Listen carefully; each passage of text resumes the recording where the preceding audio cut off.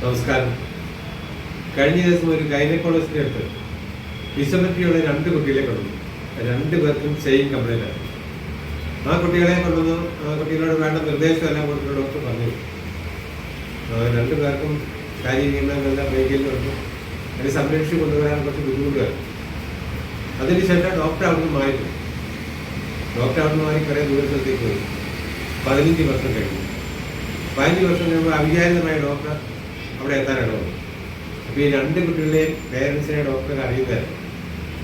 ആ വീടിന്റെ സമീപത്ത് പോയപ്പോൾ ഡോക്ടർ ആ ഒരു വീടിന്റെ സമയം അറിഞ്ഞു. അന്ന് ഇയാളെ വീടിന് ചെറിയ കുടിലായിരുന്നു. ഇന്നിപ്പോൾ അവിടെ ഒരു നല്ലൊരു വീട്, ഗേറ്റ്, സെക്യൂരിറ്റി ഗാർഡ്, നല്ല വാഹനങ്ങൾ, ഗാർഡൻ, ഇതെല്ലാം കണ്ടപ്പോൾ ഡോക്ടർ സംശയം തോന്നി. ഇത് തന്നെയാണോ ആ വീടെന്ന് അറിയാൻ വേണ്ടി സെക്യൂരിറ്റി ഗാർഡിനോട് ചോദിച്ചു. അന്നേരം അയാൾ പറഞ്ഞു, അതെ ഡോക്ടർ, ഇത് തന്നെയാണ്. ആ വീട്ടിൽ ചെന്ന് കഴിക്കുമ്പോൾ ആ കുട്ടിയെ അവർ രാജകുമാരിയെ പോലെ നോക്കുവാണ്. എല്ലാ ദിവസവും പുതിയ ഡ്രസ്സുകളൊക്കെ ഇട്ട് പുതിയ പൊട്ടൊക്കെ തൊട്ട് നല്ല മിടുക്കിയായിട്ട് ആ കൊച്ചിനെ നോക്കിയിരിക്കുകയാണ്. ആ കുട്ടിക്ക് വരുന്ന നെഗറ്റീവ്സ് അവർ പോസിറ്റീവായിട്ട് പോകുന്ന മനസ്സിലേക്ക് വരും. അവർ സപ്പോർട്ട് സമയത്ത് അതിന് പോസിറ്റീവാണ്, എനിക്കിതൊരു ബ്ലെസ്സിങ് ആണ്, എനിക്കിത് അനുഗ്രഹമാണ് എന്ന് കരുതി ആ വീട്ടിലെ ഓരോ മെമ്പർമാരും കുട്ടിയെ നല്ല രീതിയിൽ സംരക്ഷിക്കുകയും നല്ല രീതിയിൽ കൊണ്ടുനടക്കുകയും ചെയ്തു. അത് അവർക്ക് ജീവിതത്തിൽ വലിയൊരു അഭിവൃദ്ധി കാരണം. അത് കഴിഞ്ഞ് അവിടുന്ന് ചായ എല്ലാം കുറിച്ച് വളരെ സന്തോഷപൂർവ്വം. ആ സമയത്ത് ഇയാളൊരു ചെറിയ വളരെ നേരിയ ഒരു സ്വർണ്ണക്കടയാണ്. ഇയാൾക്ക് ഒരു വൻകിട സ്വർണ്ണക്കടയുണ്ട്, ഒരുപാട് സാമ്പത്തിക ഉയർച്ചയുണ്ട്.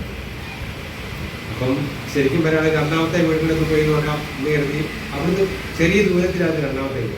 അന്നേരം നിങ്ങൾ കണക്കൊടും ആ 2ാമത്തെ വീട്ടിലെ അയാൾക്കും സെയിം കംപ്ലൈന്റ് ഉള്ള സെയിം ഡിസബിലിറ്റി ഉള്ള കുട്ടിയല്ലേ, എങ്ങനെയായിരിക്കുമെന്ന് ചിലപ്പം നിങ്ങൾക്ക് തോന്നുന്നുണ്ടായിരുന്നു. ശരിയല്ലേ?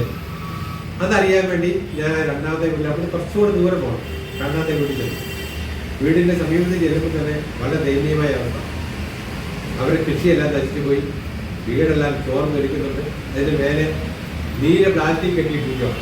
അത്ര ദയനീയമായ അവസ്ഥയാണ്.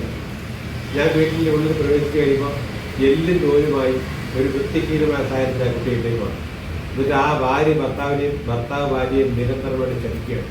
ഈ കുട്ടി ഉണ്ടായതാണ് എന്റെ നരകം. ഇതിനെ എന്ന് കണി കണ്ടോ അന്ന് എന്റെ ഗതികേടാണ്. ഇത്തരത്തിലുള്ള ശാപവാക്കുകളാണ് 2 പേര് ഉപയോഗിക്കുന്നത്.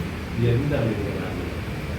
ഈ കുട്ടി ഇവര് ഒരു നെഗറ്റീവായ സജഷൻ സപ്പോർട്ട്സ് വേണ്ടി കൊടുക്കുകയും ഈ കുട്ടിയെ പറ്റി, കുട്ടിയുടെ ജന്മം പറ്റി ഇതുവരെ സംഭവിച്ച എല്ലാ കാര്യങ്ങളും എന്റെ കുടുംബത്തിലും എനിക്കും നെഗറ്റീവായിട്ട് ഫീൽ ചെയ്യുന്നു എന്ന് കരുതിക്കൊണ്ട് അവർക്ക് അങ്ങനെ വന്നു.